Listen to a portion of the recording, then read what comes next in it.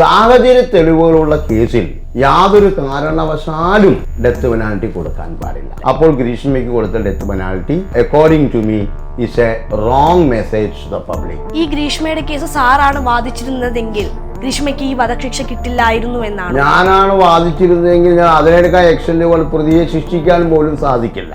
തീർച്ചയായിട്ടും വികാരാധീനമായിട്ടുള്ള ജഡ്ജ്മെന്റുകൾ വരാൻ പാടില്ല എന്നുള്ള അഭിഭാഷകനാണ് ഞാൻ. സാറിന്റെ കുടുംബത്തിലാണ് ഇങ്ങനെ ഒന്ന് സംഭവിച്ചിരുന്നെങ്കിൽ, സാറിന്റെ മകൾക്കാണ് ഇങ്ങനെ ഒന്ന് സംഭവിച്ചിരുന്നെങ്കിൽ, എന്റെ കുടുംബം ഇത് സംഭവിച്ചതിന് ശേഷം അഡ്വക്കേറ്റ് ആളൂർ ഈ ഭാഗത്തേക്ക് കടന്നു പോകരുത് എന്ന് പറയുകയും പ്രതി എന്നെ സമീപിക്കുകയും ചെയ്താൽ ഞാൻ പ്രതിക്ക് വേണ്ടി ഹാജരാകും.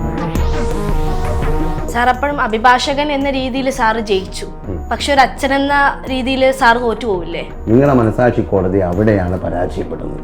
അവനിൽ അടുപ്പം കാണിച്ച് അവന്റെ ഫിസിക്കലായിട്ടുള്ള എല്ലാ ബന്ധത്തിലും ഏർപ്പെട്ടതിന് ശേഷവും എന്തിന് നിങ്ങൾ വഴങ്ങിക്കൊടുത്തു?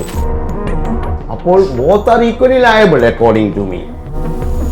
പ്രതിയുടെ കയ്യിൽ നിന്ന് ഫീസും വാങ്ങിച്ച് പ്രതിയുടെ കേസും നടത്താതെ ഈ പറയുന്ന പ്രോസിക്യൂഷൻ അനുകൂലമായ സാഹചര്യങ്ങൾ കൊടുക്കുന്ന ഒരു അഭിഭാഷകനല്ല. സാർ അങ്ങനെയാണെങ്കിൽ പൈസ കിട്ടിയ എത്ര തരം താഴ്ന്ന കേസും ഏറ്റെടുക്കാൻ സാർ റെഡിയാവും?